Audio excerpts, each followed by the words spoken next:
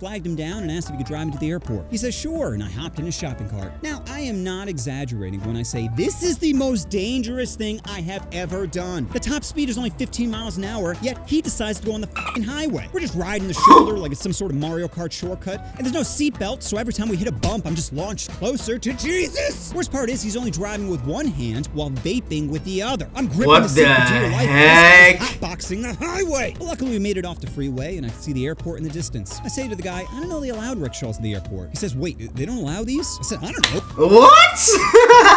Oh, you're the one pedaling. Then he pulls over. Yo, what's up, G-Fan? Welcome back to a new video.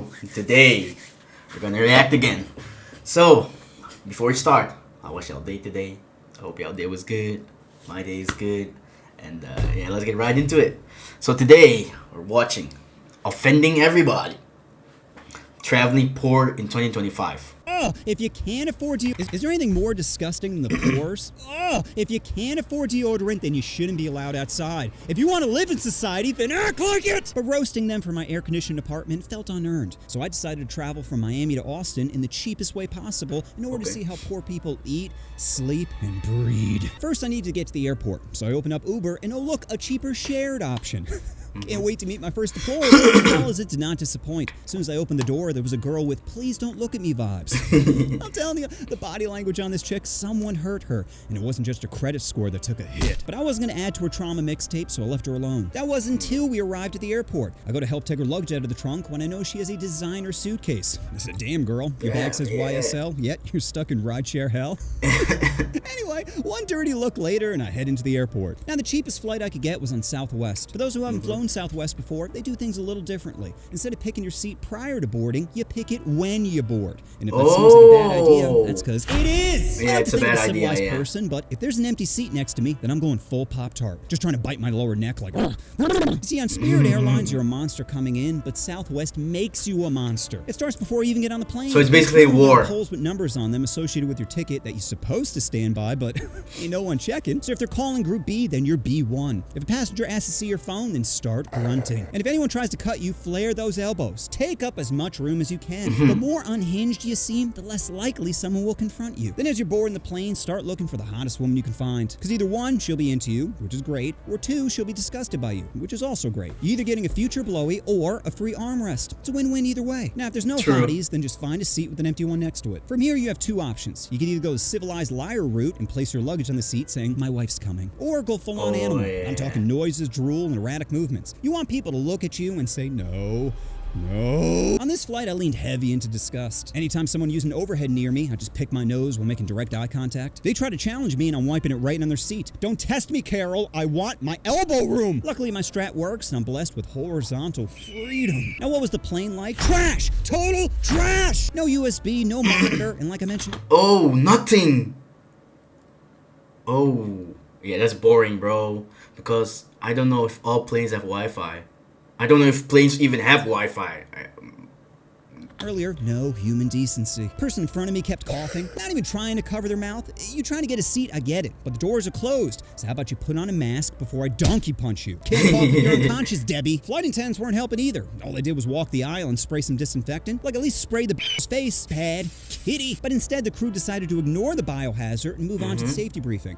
You know, where they asked the dumbest question possible. Are you able to help out during an emergency? What kind of emergency? Main door won't open and I gotta activate the fun slide? Then sure. We crash land in the middle of the Atlantic? Then no. You know what's better than helping out your fellow man? Not dying! Only first class seats are now on that life raft, and I am not waiting in line. Anyway, we begin to get towed onto the runway when I could hear someone getting real nervous. So I said, wait, what was that noise? Panic is the ultimate. Then after a bit, we reached cruising altitude and they begin to hand out drinks. Nah, that's now, most evil. airlines bring a beverage cart down the aisle, but instead Southwest would take your order, then come back with your drink, which wouldn't have bothered me if they weren't holding my cup by the rim.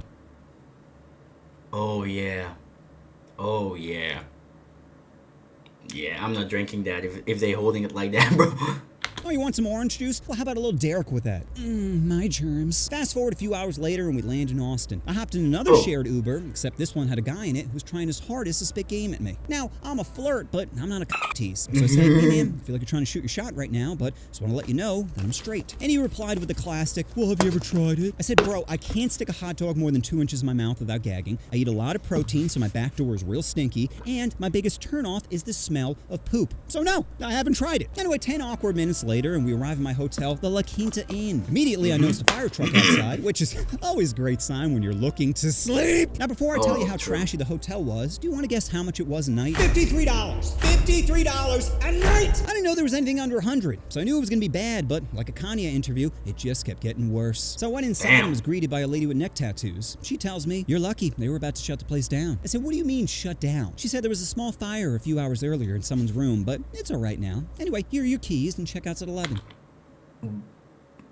She said it so casually, bro.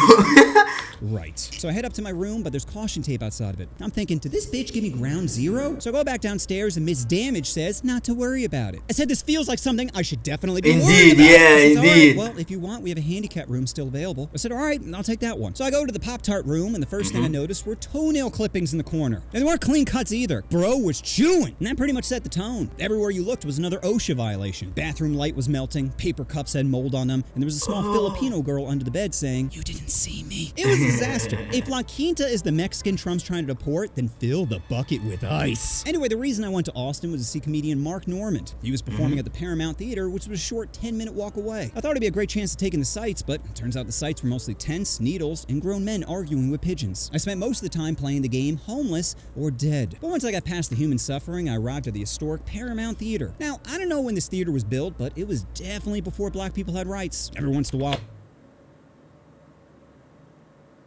I could hear the faint whisper of, not your kind. And just like segregation, I felt like a second-class citizen as my seat was all the way at the top. So I headed up to the balcony and immediately got nervous because the angle of the seats was so steep. There weren't any guardrails either, so if you fell, it'd just be human water slide to the bottom. Worst part is you'd probably survive. I mean, fully disabled, but alive thanks to Gary and his girlfriend who definitely didn't want to be there. So I get to my seat, which was tighter than an Asian preteen, except the only one getting violated were my hips. You're not shoulder to shoulder with the people around you, you're interlocking, which honestly added to the whole communal comedy vibe. Made it feel like we're all connected, because we literally were. Anyway, the show was great, but exiting the theater was a nightmare. Huge traffic jam getting out, and we are one fire away from Trample City. All it takes is one person crawling over another for the real trauma to begin. Hey, yo!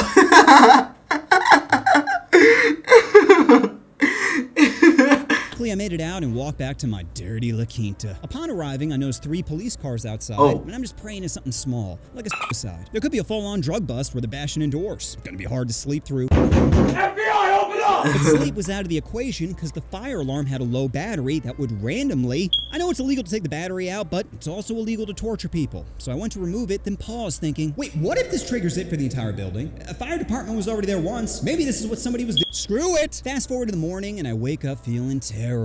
I don't know if it was the beeping, or jet lag, or a girl under my bed crying, but I did not sleep well. However, I needed to get the hell out of this dumpster, so I packed my stuff up and headed downstairs where the dude at the front desk asks if I enjoyed my stay. Oh, hell no. Beep. Then I headed outside and was about to order another Uber when I noticed someone driving a rickshaw. I thought slave labor was illegal, but apparently not in Austin, so I flagged him down and asked if he could drive me to the airport. He says sure, and I hopped in his shopping cart. Now, I am not exaggerating when I say this is the most dangerous thing I have ever done. The top speed is only 15 miles an hour, yet he decides to go on the f***ing highway. We're just riding the shoulder like it's some sort of Mario Kart shortcut, and there's no seatbelt, so every time we hit a bump, I'm just launched closer to Jesus. Worst part is he's only driving with one hand while vaping with the other. I'm gripping the seat for dear life. Heck? Hotboxing the highway. But luckily, we made it off the freeway, and I could see the airport in the distance. I say to the guy, I don't know they allowed rickshaws in the airport. He says, wait, they don't allow these? I said, I don't know. What?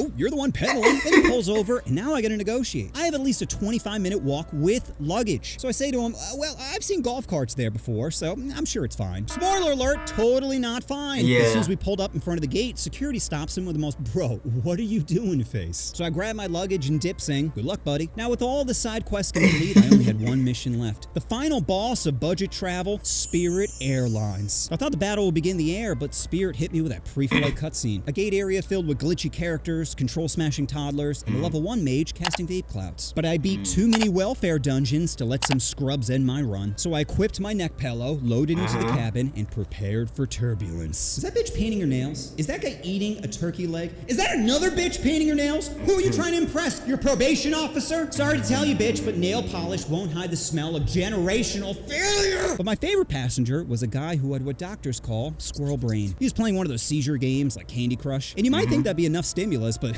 not for this guy. No, while still playing the game, he opens up his laptop and starts watching the most mind-numbing, sensory overloading brain rot known to man. Fast and Furious! I just wanted to shake him saying, "Unplug! Unplug!" But before I could finish my exorcism, we touched down in Miami, which meant I had officially survived the poverty gauntlet. Now, when I started this video, I had one goal in mind: farm the suffering of others for content. But somewhere between moldy cups and racist ghosts, I felt something I wasn't expecting. Respect. Respect for the Uber girl who didn't let fear trap her at home. Respect for the rickshaw driver who risked a felony for a $20 fare. Respect for Gabriella for holding in a sneeze when I was trying to sleep. Because getting through that kind of chaos day after day isn't pathetic, it's impressive. I mean, these people are literally surviving conditions that would break most of us. Imagine being a rainy day away from, well, guess I'm not eating today. Who needs calories when you're the engine? See, poverty doesn't just drain your wallet, it drains your time, your dignity, and your ability to rest. There's no days off when struggle is your full-time job. So the next time you see someone barely holding it together, just remember, there's still a person. Unless they smell. Then they're an animal that needs to be put down. Shh, it'll all be over soon. One nose pick can get... Yeah, we're at the end of the video. What he said at the end, he's right, because yeah, I went to Africa and, you know, it's kind of the same, but of course, if you're in the capital of Ghana, then it's okay. But like if you go outside the capital, bro, the roads, the people crossing the roads, like it's bad, bro. It's bad. But what I do realize was people are happier there, because even though they didn't have everything we have here, Belgium, America, wherever you live, they were still smiling and thankful for everything, bro. And I kind of respected that, bro. Like I was there for 1 month, bro. I was there for 1 month. It was hard enough, bro. But it was a good experience, you know. It was good to see how other people live, you know, and adapting to that. So you like have more respect for those people. So yeah, I have big respect for the poor, bro. Big respect. Anyways, if you made it to the video, thank you for watching. I hope you enjoyed it. So may God bless y'all. Amen. And I'll see y'all to the next video. Later.